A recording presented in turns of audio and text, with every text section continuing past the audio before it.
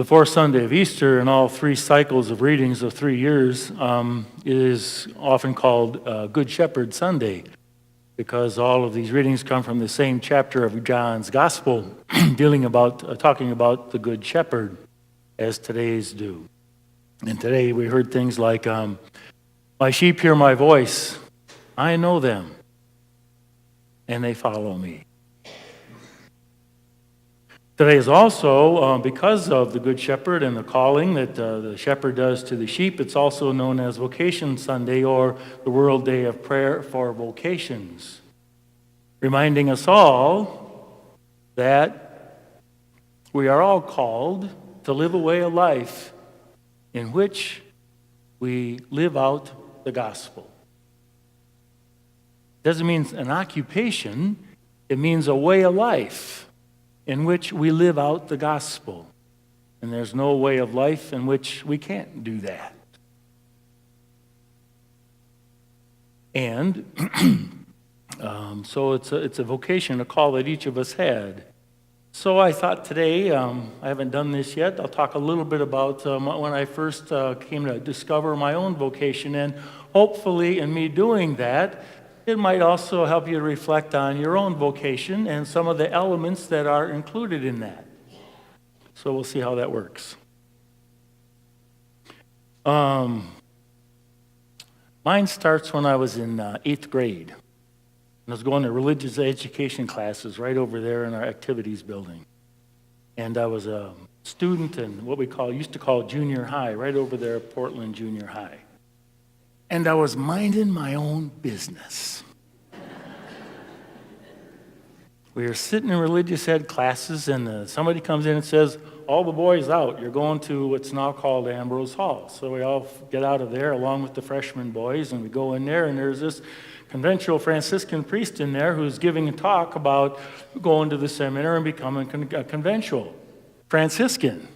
And he passed out these little cards, says, "Fill it out, and we'll send you some information." I went, "Ha!" I threw it out. Go back to my room, and I'm minding my own business. Next year, the same thing happens. I'm a freshman in junior high then, and the same priest comes, drags all the 8th and 9th grade boys out, brings them to the same thing, shows the same slideshow, passes out the same things, hands it out, and I'm thinking, "Oh, I feel sorry for this poor guy. All he does is walk around and nobody fills out these things." So I thought, I'll make him feel good. I'll put my name on this and threw it in there and went back minding my own business. Until 2 weeks later, I get this big packet of stuff that talks about being a Franciscan. And I thought, what have I done? Because I, at the time, thought that a vocation was something that God zapped you with. You're going to do this, and you're going to do that, and that's your vocation. And if you live out your vocation, you have a good chance of going to heaven. And if you don't, well, you're probably going to go to hell because you're, disobeying God. That's what my thought was. I said, what have I done? And so my parents said, "Well, if you want, we'll take you out to the seminary." It was in Chaska on Highway 212. Some of you might know about that. So I said, "Well, okay." So I went out there, and out there they said, "Well, we're taking a bus down to close to Louisville, Kentucky for a vocation week. You want to go?" And I said, "Oh, okay." So I'm a freshman. What do I know? So I hop on the bus, I go down there, we have a great time, we go to a couple mock classes, and we play baseball and swim in the lake and all that, and we come on back, and we stop back at a place with a novitiate where some of the guys who had been in for a while were, and somebody looks to me and he says, "You going to be a Franciscan?" I said, "I don't think so." So we come back here, and everything's fine. I wasn't back a couple weeks, and my football coach called and said, "Well, are you going to be there for practice?" I said, "Well, I'm kind of planning on it." And you see, I got to explain that part too. Football was the thing I loved to do more than I loved anything else at that time in my life.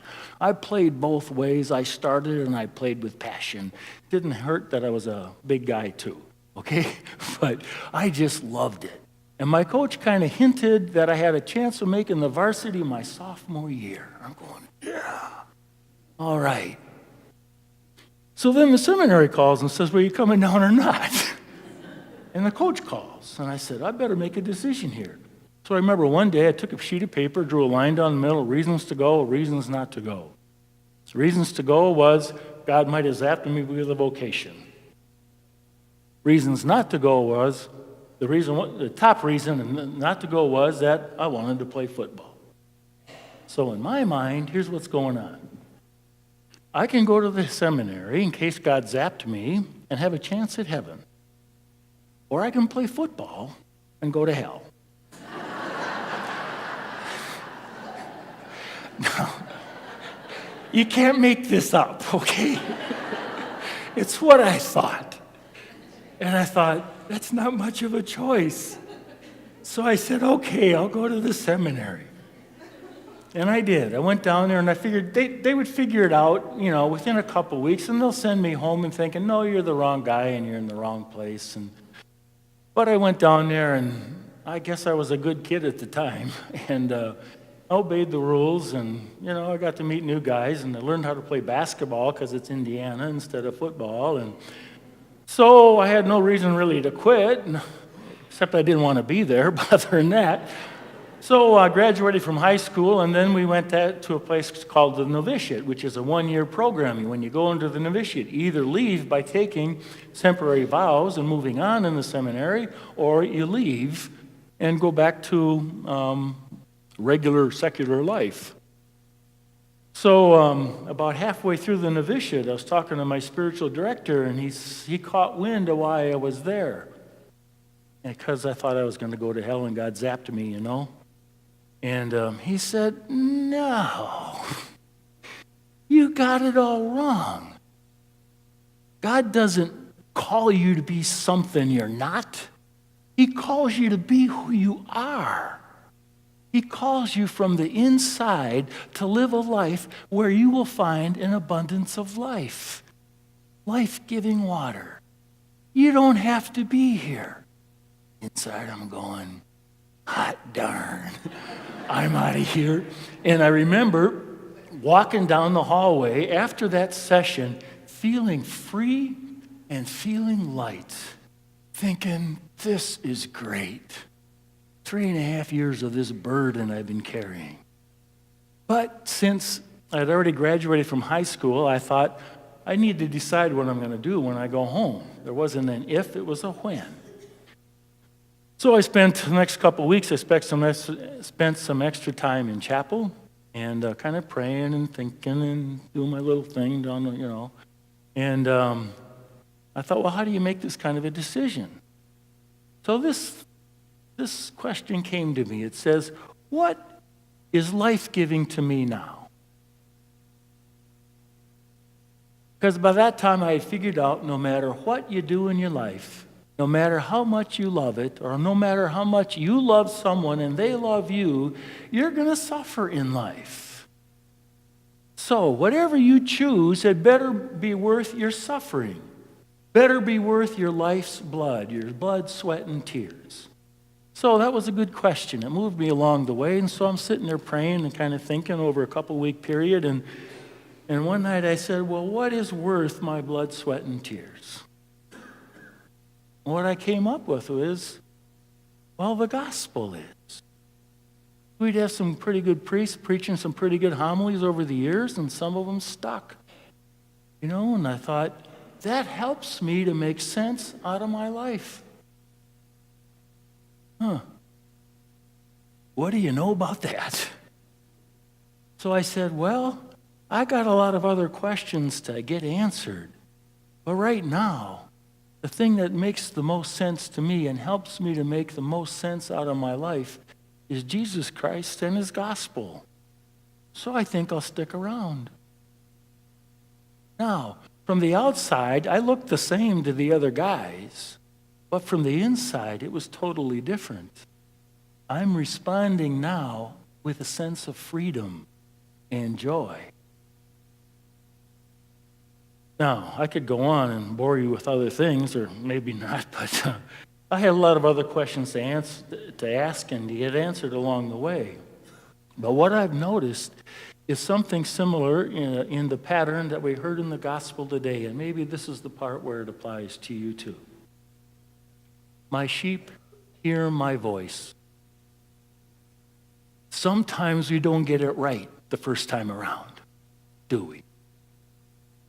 We know something's there, and we try out different things. But we hear something and it's not quite right. Think about people. How many people did you date before you got married? More people would say, oh, a bunch, than just one. Some would. But you got to kind of figure it out. It's the way of life. With whom do I want to share that way of life? You got to get it right. So we got to listen to our hearts and listen to the voice of God. And as we move on in life and have made that initial choice, again, don't we have to listen? Because new things come up, and new choices need to be made. More blood and sweat and tears need to be shed. My sheep hear my voice. We need to listen. I'm still listening. I've been places and done things that for the church, good things, that I never thought I would. And I'm enjoying it. And he continues to call each of us to that way, to hear his voice. That's number one. And number two is this. He says, I know them. He knows our hearts. I would not have lasted, nor would I be happy if I thought that God zapped me regardless of what I wanted. Ever since my spiritual director told me that, I have come to realize that he's made me, as well as everyone else, for the fullness of life. God doesn't say, here's your faith. No, you can never have any more fun in life. Unless, of course, you sin. But what? That's crazy. God made us for life. Me and everyone else. And once I discovered that freedom to respond to him, to become who he made me to be, it's made all the difference. And I know it's made the difference in many other people's lives as well. Just buried a guy yesterday. He'd been married to his wife like 50, 60 years. And the last 10 or 15 years of their life together, she was struggling with Alzheimer's, and they said, never complained. And when he would go there and she wouldn't know who he was and kind of tell him to get out and all that stuff. Didn't matter to him. He went anyway because he knew who she was. And it's like, gee, that sounds like the same thing. I know who I am. I know what I love. And I'm here because of God. That's what he was saying to his wife. And what he calls forth from each one of us to live out your heart's desire. If you go into my office, you'll see behind my chair, there's a quote from St. Francis. When the gospel was explained to him, he said, this is what I seek, this is what I wish, this is what I long for with all my heart. And when we discover that, we have a pretty good indication that that is God's call to us. It is our vocation. To live out the gospel in a way of life, no matter what age. I'm grateful to be a Franciscan because it's been, in the midst of whatever I've had to go through in life, it's been a rewarding thing, and I'm still alive in it. And I hope you can say the same thing for the way of life that you live, called to live the gospel as you are called to give it and to live it. And what it said in that second reading is still true. I will lead you to life-giving water. So the last thing Jesus says to us is, follow me.